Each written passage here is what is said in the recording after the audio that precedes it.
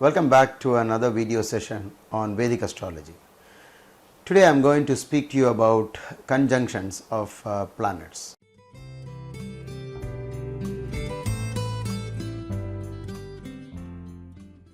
Before going into conjunction, it is important to note that a planet gives the expected results only if he is alone and not influenced by any other planet.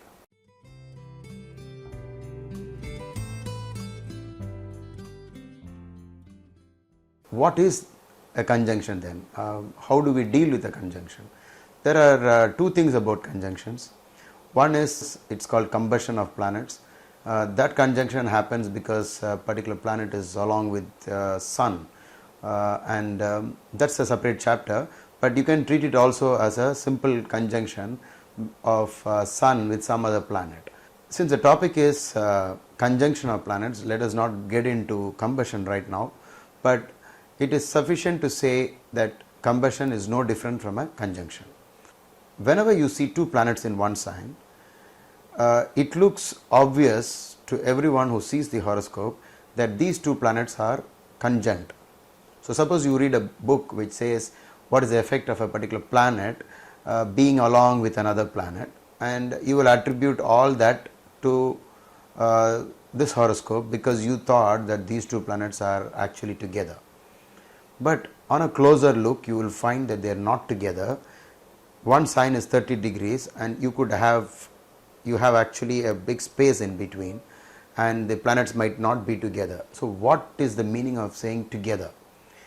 If a planet is placed within 15 degrees from each other, we can say it is a conjunction, but we will say it is a loose conjunction. It's not so strong, or a weak conjunction.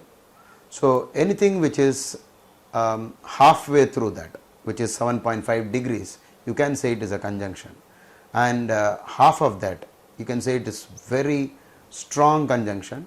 That if two planets are in the same degree, then it is called a 100% conjunction. So now let's get back to an example where Mars and Saturn are together in Aries or Mesha Rasi. So if you don't write the degrees of planets, there is no way to determine whether these two planets are actually together or not. In this example, I am now going to reveal to you where Saturn is and where Mars is.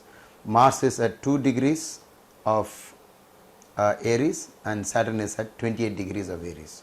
So as far as we are concerned, there is a very big gap between the two, and you cannot treat that as a conjunction at all.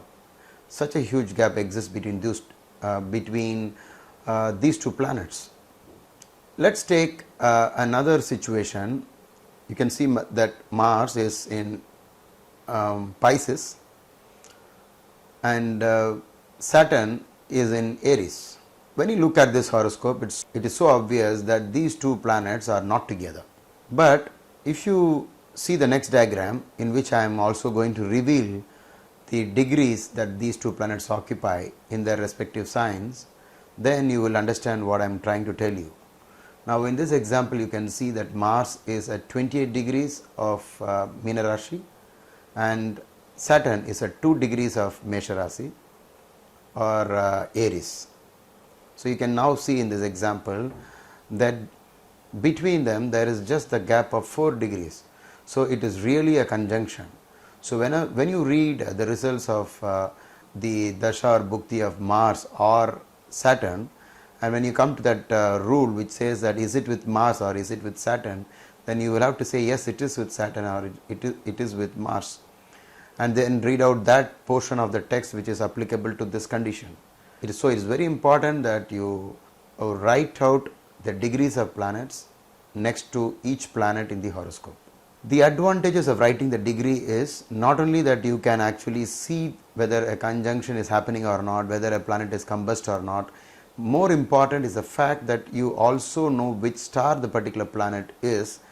For example, in this case you can see that Mars is at 28 degrees of Pisces, and that is Revati Nakshatra, and it is ruled by Mercury.